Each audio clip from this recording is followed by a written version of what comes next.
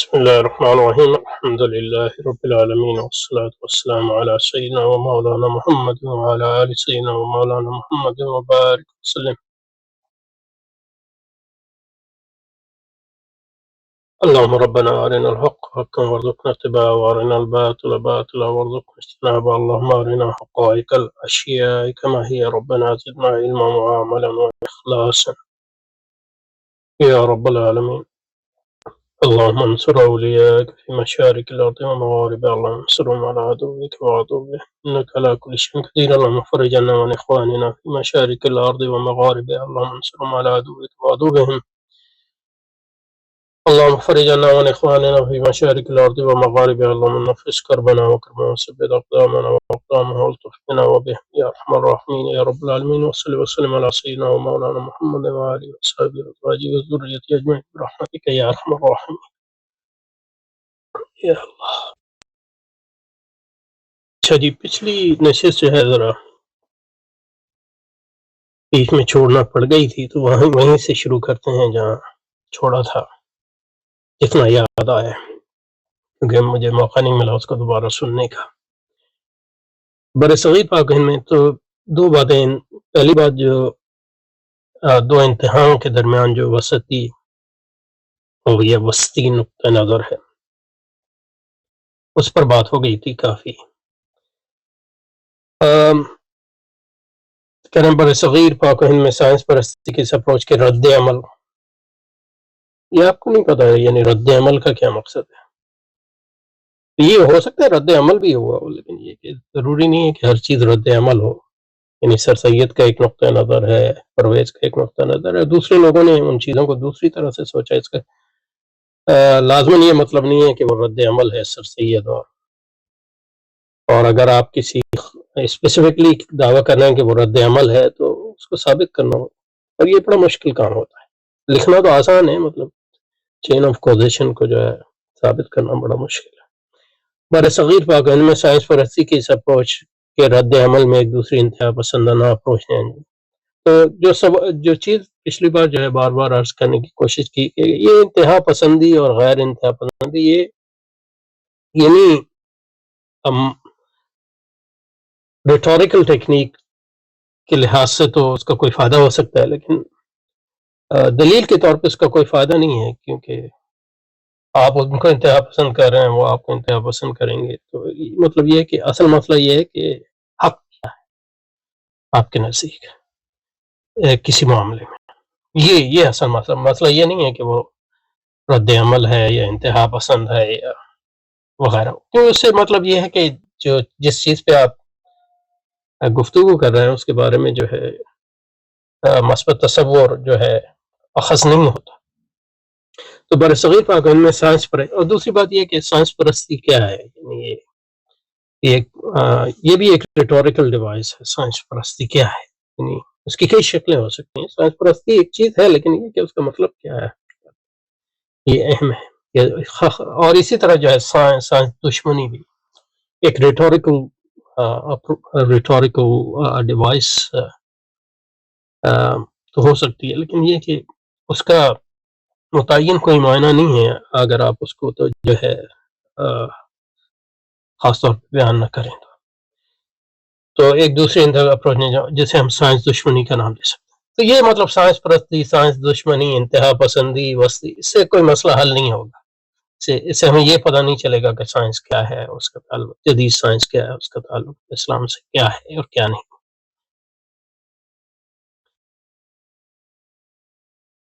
تو یہاں یہ کریں مزید اس اپروچ کے متعلق مجلہ ساحل اور جریدہ میگزین میں جو ہے کے حوالہ جات انہوں نے۔ اچھا، اب جو ہے ساحل جو ہے ایک رسالہ تھا، اب پتہ نہیں نکلتا ہے کہ نہیں، یہ جمعیت طلبہ اسلام کا رسالہ، طلبہ پاکستان کا رسالہ تھا، اور جب ان سے چلا تو ان لوگوں کی خالد بھائی سے کچھ دوستی تھی، ان میں سے کچھ افراد کی، تو پھر خالد بھائی نے بنیادی طور پہ ان کا اس کو اوورٹیک کر لیا اور وہی نکالتے تھے اس کو، اور اس میں زیادہ تر مضامین جو ہیں خالد بھائی کی ہوتے تھے، خالد جامی۔ اور دوسروں سے بھی لکھوا دیتے، تو اس میں یہ نہیں کہا جا سکتا کہ وہ کسی مکتبہ فکر کا، اور اس میں یعنی میں نے بھی لکھا تھا، یعنی اور ڈاکٹر صاحب کے، اب یہ مجھے نہیں پتا کہ انہوں نے خاص طور پہ لکھوائے تھے، لیکن یہ کہ اس میں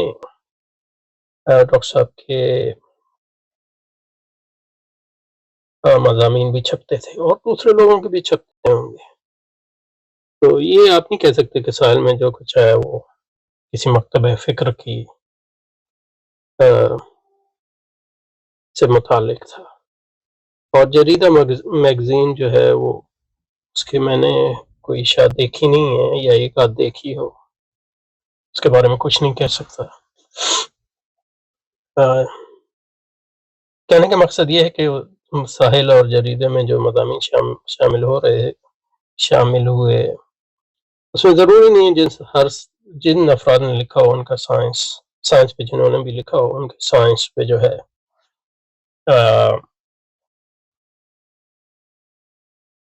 گہری نظر ہو۔ کہنے کا مقصد یہ ہے، لیکن یہ کہ آپ اس کو مکتبہ جاوید انصاری، مکتبہ فکر انصاری مکتبہ فکر کھاتے میں ڈال دیں تو یہ غلط بات ہے۔ مطلب یہ ہے کہ انصاری مکتبہ فکر کے جو لوگ ہیں سائنس اور ٹیکنالوجی پہ لکھا ہے، لیکن بہت زیادہ نہیں لکھا ہے۔ اور اسلامی انقلاب ابھی شروع کیا تو اس میں بھی مطلب پچھلی بار ایک مضمون شائع ہوا، اور بھی انشاءاللہ آہستہ آہستہ شائع کریں گے۔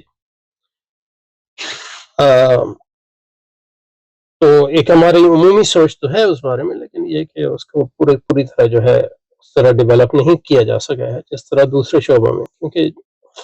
اب یہ ہے کہ ذیشان بھائی ہیں، وہ مطلب یہ ہے کہ پی ایچ ڈی ہیں ٹیکنالوجی میں اور سائنسی مضامین میں، تو وہ اس پہ کچھ کام کریں گے انشاءاللہ، اور یونس قادری بھائی بھی اس پہ لکھ رہے ہیں، اور میں بھی کچھ انشاءاللہ اس پہ لکھوں گا۔ لیکن یہ کہ ساحل اور جریدہ میگزین میں جو مضامین شائع ہوتے ہیں وہ سارے ہمارے کھاتے میں ڈالنا یہ غلط بات ہے۔ روایت پرست اس خوف میں مبتلا ہیں کہ سائنس کے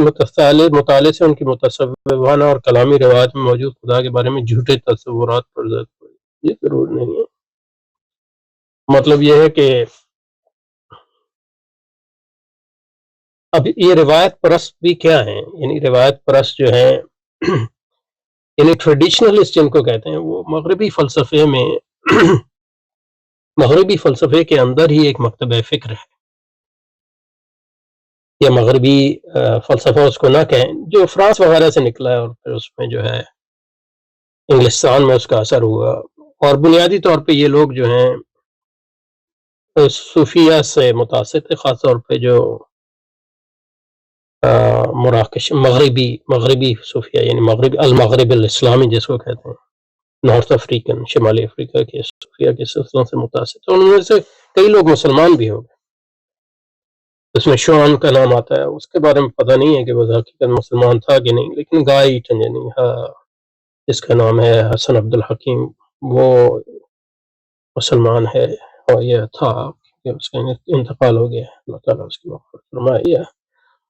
مارٹن لنگس تو مطلب پکا مسلمان ہے، اس نے سیرت کی کتاب بھی لکھی، ابوبکر سراج، اور بہت لوگ، ان کی وجہ سے بہت سے لوگ مسلمان ہوئے ہیں۔ لیکن یہ کہ وہ ہے روایت پرست، تو ان کے جو سائنس کے بارے میں نقطہ نظر ہے وہ صرف نہیں ہے کہ ان کے تصوف سے اس پہ عزت پڑتی ہے، لیکن یہ کہ مطلب اس کو سائنس کو جو ہے اور اس کے تصورات کو وہ ان کی ایک تنقید ڈیولپ کرتے ہیں، لیکن اس کا مطلب یہ نہیں کہ ان کی تنقید کسی خوف کی بنیاد پہ، بلکہ اس کی یعنی جیسے شان وغیرہ یا فرانس میں جو تنقید سائنس کی جنم لی اور ٹیکنالوجی کی بھی، وہ شروع سے ہے، وہ صرف مطلب روایت پرستوں کے یہاں نہیں ہے، اس کے کئی وجوہات رہے ہیں، اور ان میں ایک وجہ جو ہے سائنس اور ٹیکنالوجی کے جو سائنس اور ٹیکنالوجی، یہ نہیں کہہ سکتے کہ وہ سائنس اور ٹیکنالوجی کے خلاف ہیں، سائنس اور ٹیکنالوجی جو ہے ایک تہذیب کا یا ایک طرز حیات کا نقطۂ ماسکہ بن جائے، اور پوری آپ کی جو تہذیب کو سائنس اور ٹیکنالوجی اور اس کی اسٹیبلشمنٹ جو ہے اس کو پش کرے اور اس کا ایک تعلق جو ہے سرمایہ داری سے بھی ہو، تو اس کے جو منفی نتائج انسان کی معاشرت پہ آ رہے ہیں، انوائرمنٹ پہ آ رہے ہیں، اس کے نتیجے میں جو ہے ایک تنقید روایت پرستوں نے ڈیولپ کی، لیکن مین اسٹریم مغرب میں بھی اس کی تنقید موجود ہے، یہ نہیں حد تک کہ مطلب سرمایہ داری کے اندر بھی اس کی تنقید موجود ہے۔ ساری ڈی گروتھ موومنٹ آپ دیکھ لیں، اس کا روایت پرستی سے تو کوئی تعلق نہیں۔ تو کہنے کا مطلب یہ ہے کہ روایت پرستوں نے جن کو آپ کہہ رہے ہیں ٹریڈیشنلسٹ، انہوں نے سائنس کی ایک تنقید مرتب کی، لیکن اس کو ریڈیوس کر لینا، اس کو صرف یہ سمجھ لینا کہ وہ تصوف اور کلامی روایت میں موجود خدا کے بارے میں جھوٹے تصورات پر زد پڑنے۔ پہلی بات تو یہ ہے کہ وہ کیا جھوٹے کلامی روایت اور تصور میں جو خدا کا تصور ہے اس کے جھوٹے تصورات پر زد پڑے گی۔ اس کے یہاں جو ہے تھوڑا سا اثر جو ہے وہ دیکھنا، مطلب علم کلام کی بھی اگر آپ بات کر رہے ہیں تو اس میں کئی ٹریڈیشنز ہیں، کئی روایات ہیں، اور دو روایت اس میں اہم ہے، ایک حنبلی اور دوسری جو ہے اشعری اور ماتریدی۔ اشعری اور ماتریدی روایت دونوں اسلامی روایت ہیں، یعنی ان کے عقائد میں کوئی فرق نہیں ہے، اشعری ماتریدی اور حنبلیوں کے عقائد میں، بنیادی عقائد میں کوئی فرق صرف یہ ہے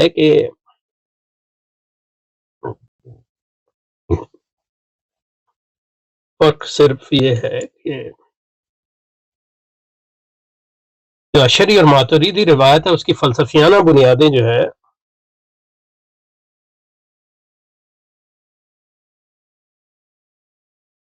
ارسطو کی ایک تشریح ہے،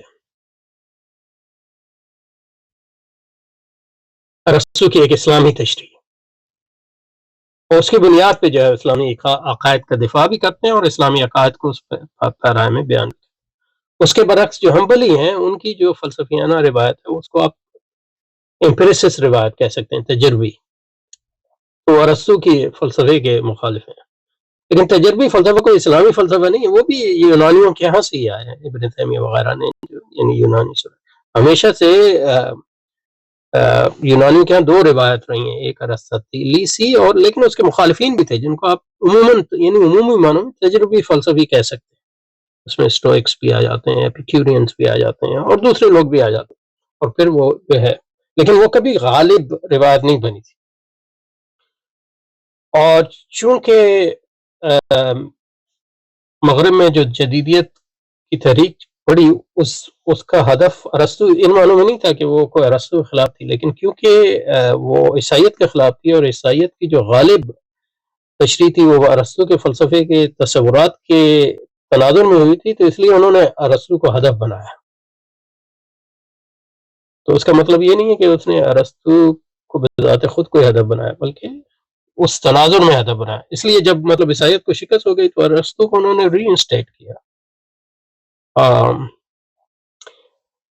تو کہنے کا مقصد یہ ہے کہ کلامی تصور خدا جس کی آپ بات کر رہے ہیں، سائنس جو ہے اس کی کوئی لازمن جو ہے سائنس، یعنی مطلب یہ ہے کہ آپ کلامی نقطہ نظر دونوں، یعنی تجربی اور ارسطاطیلیسی، اس کا ڈائریکٹ کوئی تعلق نہیں ہے سائنس سے، کیونکہ وہ فلسفیانہ تصورات ہیں، اور سائنس جو ہے موجودہ سائنس جو ہے اس کا غالب منہاج تجربی، یعنی غالب منہاج کا مطلب یہ غالب جو ہے جسٹیفیکیشن توجیہ تجربی ہو، لیکن یہ کہ اس کا مطلب یہ نہیں کہ دوسری توجیہات نہیں،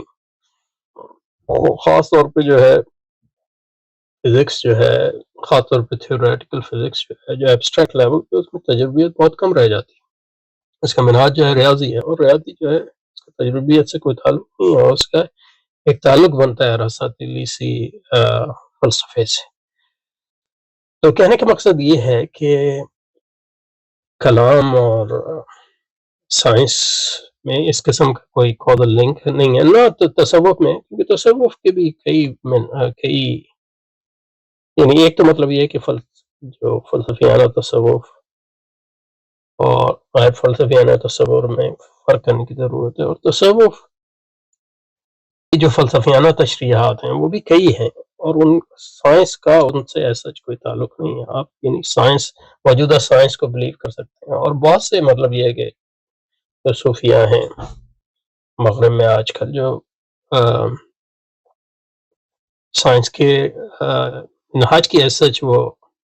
مخالف نہیں ہے، بلکہ یہ ہے کہ اس کے جو اگر تنقید کرتے بھی ہیں تو اس کے جو منفی اثرات ہیں اس کی تنقید کرتے ہیں. تو اس لیے یہ کہنا کہ روایت پرستوں کو سائنس سے کوئی خطرہ لاحق تھا، یہ غلط بات ہے،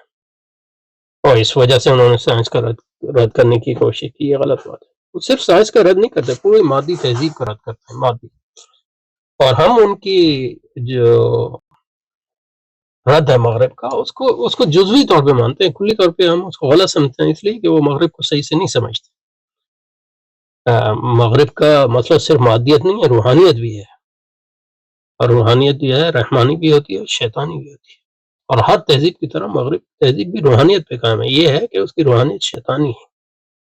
اس لیے یہ سطحی بات ہے کہ روایت پرستوں اس خوف میں مبتلا ہیں کہ سائنس کے مطالعے سے ان کی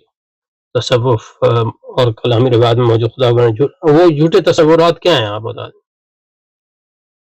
اب ایک سائنس کا ایک سید وحدت الوجود کے اپنے بکواس نہیں کہے گا تو اور کیا کہے گا. یعنی وحدت الوجود کا سائنس سے کوئی تعلق نہیں ہے. اور یعنی آپ سائنس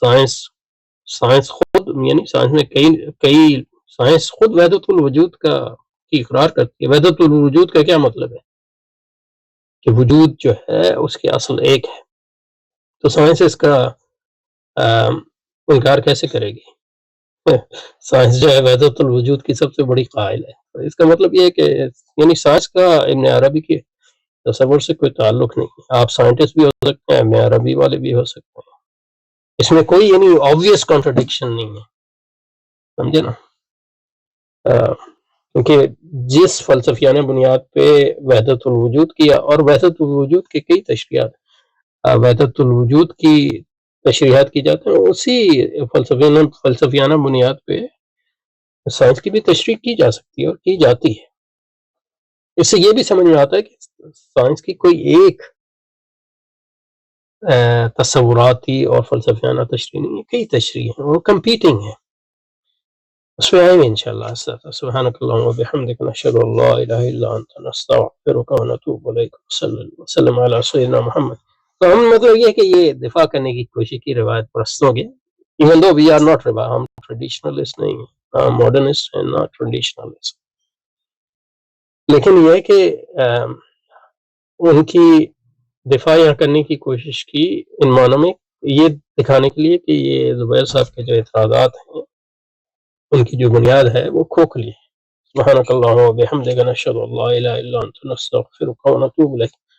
وصلی وسلم علی سیدنا محمد و آلہ و صحبہ وازواجہ ذریتہ اجمعین برحمتک یا ارحم الراحمین. آمین آمین.